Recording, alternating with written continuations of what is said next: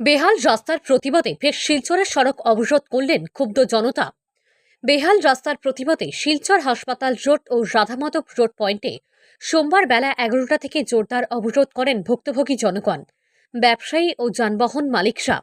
পরে আন্দোলনকারীরা সংবাদ মাধ্যমে বলেন, অনেকদিন ধরে এই রাস্তার অবস্থা বেহাল থাকার কারণে প্রতিদিন সড়ক দুর্ঘটনা সংঘটিত হয়।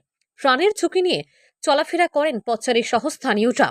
অনেকবার এই রাস্তা সংস্কারের দাবিতে প্রতিবাদ করা হয়েছে, কিন্তু কোনো লাভ হয়নি। তাই স্থানীয়রা বাধ্য হয়ে সড়ক অবরোধ করতে বাধ্য হয়েছেন বলে জানান স্থানীয়রা। তারা আরও বলেন, সাংসদ ও বিধায়ক এ ব্যাপারে নীরব ভূমিকা পালন করছেন। দুপুর 12:30টায় অবরোধ স্থলে উপস্থিত হন NHIDCL এর জুনিয়র ইঞ্জিনিয়ার সাক্ষ্য সেন দেবনাথ। দীর্ঘ আলোচনার পর সিদ্ধান্ত হয়েছে সোমবার রাতেই গর্ত ভরাটের কাজ শুরু হবে। এই প্রতিশ্রুতির পর দুপুর 1:10 সড়ক অবরোধ প্রত্যাহার করেন আন্দোলনকারীরা।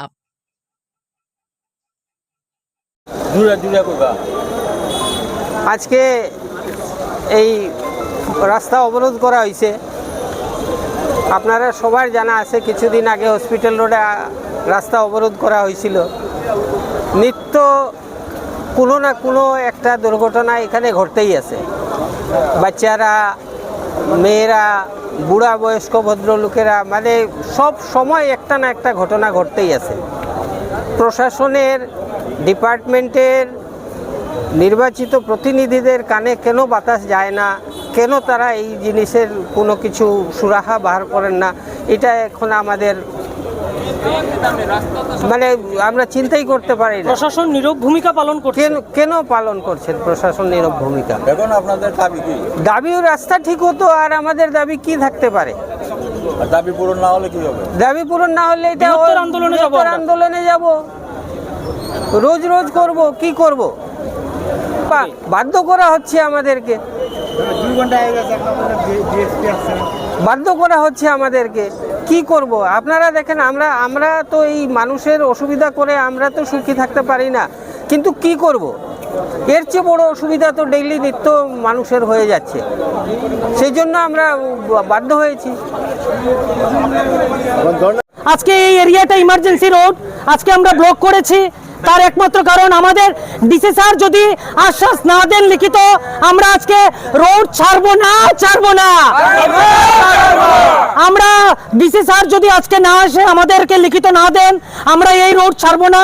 যদি আজকের ভিতরে আজকে আমাদের কাজ শুরু না হয়, আমরা বৃহত্তর আন্দোলনে যাব। আজকের থেকে কালকে আমরা আরো আন্দোলনকে আরো বড় চালিয়ে যাব। প্রতিশ্রুতির পর প্রতিশ্রুতি দিচ্ছে, বলছে পূজার আগে কাজ হবে। পূজার আগে যদি প্রাণ চলে যায়, তাহলে এটার দায়িত্ব কে নেবে? প্রশাসন নেবে এটার দায়িত্ব। ওরা তো আশ্বাস দিচ্ছে, প্রশাসন আশ্বাস দিচ্ছে যে কাজ হবে পুজোর আগে। পুজোর আগে যদি কোনো প্রাণ চলে যায়, প্রশাসন লিখিত দিতে পারবে যে এই প্রাণের দায়িত্ব, এই ফ্যামিলির দায়িত্ব প্রশাসন নেবে। জনপ্রতিনিধিরা তো নীরব ভূমিকা পালন করছেন। কালকে একজন ভদ্রমহিলা পা ভেঙেছে, ও মেডিকেল কলেজে আছে এখন। 4টা টুকটুকি কালকে অ্যাক্সিডেন্ট হয়েছে। আশ্বাস দিয়েছিল প্রতিদিন 3 বার করে জল দেবে, কিন্তু একবারও জল দেওয়া হয় না এখন। আর গর্তটা বন্ধ করা হবে, কিন্তু গর্তও বন্ধ করা হয় নাই। আর 3 দিন প্রতিদিন আমাদের রাস্তা লাগবে। আমরা কোনো প্রতিশ্রুতি মানছি না, মানবো না।